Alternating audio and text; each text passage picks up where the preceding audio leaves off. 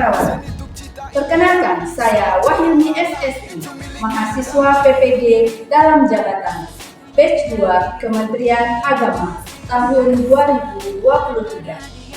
Prodi Ilmu Pengetahuan Alam LPTK Universitas Negeri Malang. Saya adalah guru IPA di MTSN 2 Kota Pekanbaru, Provinsi Riau. Berikut adalah video best practice yang saya lakukan. Selamat menyaksikan.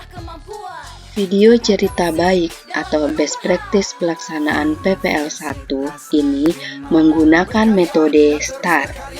Situasi, tantangan, aksi, refleksi terkait pengalaman mengatasi permasalahan siswa dalam belajar yang dilakukan di MTSN 2 Kota Pekanbaru tanggal 19 Oktober 2023 di kelas 8 Cendekia. Yang menjadi latar belakang masalah dari praktik baik ini adalah rendahnya motivasi belajar siswa dalam pembelajaran IPA, keaktifan siswa kurang dalam proses pembelajaran IPA, pendekatan pembelajaran yang digunakan belum sesuai dengan keterampilan abad 21, metode dan model pembelajaran yang dilaksanakan belum menggunakan model pembelajaran inovatif. LKPD yang digunakan belum menumbuhkan motivasi belajar siswa, dan media pembelajaran yang digunakan kurang menarik. Situasi dari praktik baik yang perlu dilakukan ini adalah untuk mengatasi permasalahan pembelajaran dengan menggunakan metode dan model yang tepat sehingga pembelajaran inovatif dapat tercapai dengan baik. Penulis yang berperan sebagai guru mendesain pembelajaran IPA dengan materi sistem pencernaan menggunakan model project-based learning. Praktik baik ini menurut saya sangat penting untuk dibagikan, karena apabila ada guru yang mengalami permasalahan yang sama dengan masalah yang saya alami, sehingga praktik ini saya harapkan dapat memotivasi diri saya pribadi dan juga dapat digunakan untuk menjadi referensi atau inspirasi bagi rekan guru lainnya agar proses pembelajaran berjalan dengan baik sesuai dengan yang diharapkan.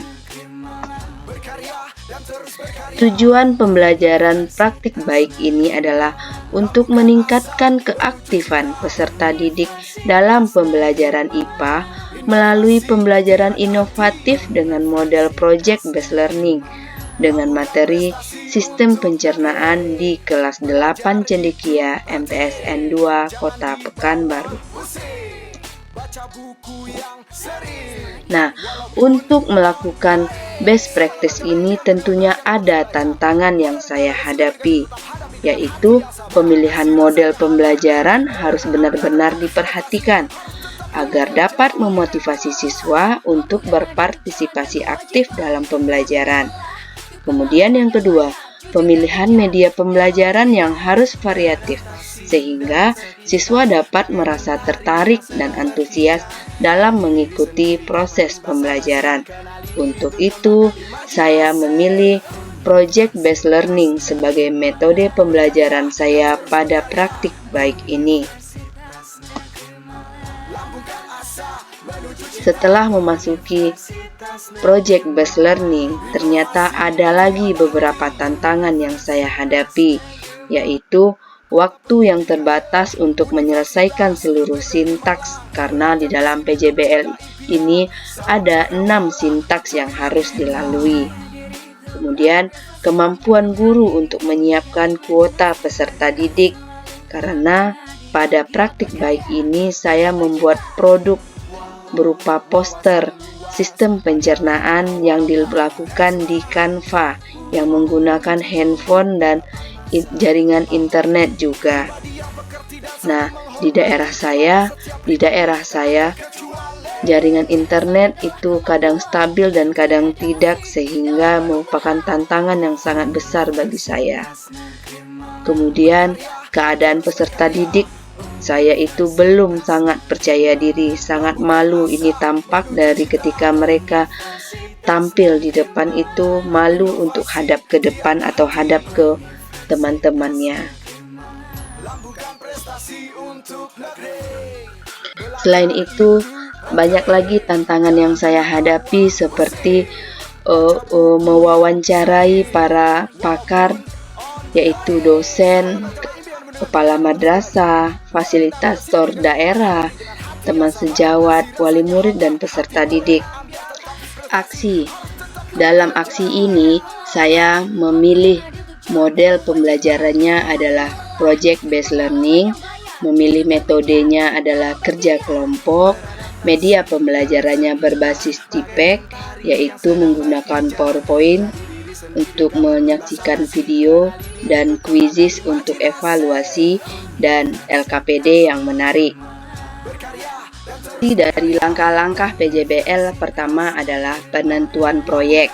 Siswa dan bersama guru menentukan tema proyek, judul proyek yang digunakan, yaitu membuat poster sistem pencernaan menggunakan aplikasi Canva dan kemudian dipublikasikan di media sosial para peserta didik. Yang kedua, perancangan langkah-langkah penyelesaian proyek. Yang ketiga, penyusunan jadwal melaksanakan proyek. Aksi langkah-langkah PJBL yang keempat adalah penyelesaian proyek dengan fasilitasi dan monitoring guru, penyusunan laporan dan presentasi atau publikasi hasil proyek yang dipublikasikan di media sosial berupa poster Canva sistem pencernaan. Yang keenam, evaluasi proses dari hasil proyek. Refleksi. Dampak dari aksi dan langkah-langkah yang telah dilakukan dirasa hasilnya efektif, yang dapat dilihat dari pemilihan model pembelajaran yang sesuai dan efektif sehingga meningkatkan keaktifan peserta didik. Kemudian penggunaan media PowerPoint, video pembelajaran dan proyek membuat poster menggunakan Canva dan dipublikasikan di medsos sangat membantu meningkatkan keaktifan belajar peserta didik. Apakah kamu suka belajar seperti ini? Suka. Kenapa suka? Kenapa suka? Membuat secara kelompok. Karena membawa HP, boleh tuh bawa HP, tapi nanti kumpulkan lagi sama ibu ya. Ya. Bisa apa lagi?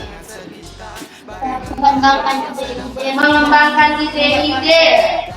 Dari hasil lembar observasi keaktifan belajar siswa tersebut, didapatkan nilai rata-rata keaktifan belajarnya mencapai 94,1.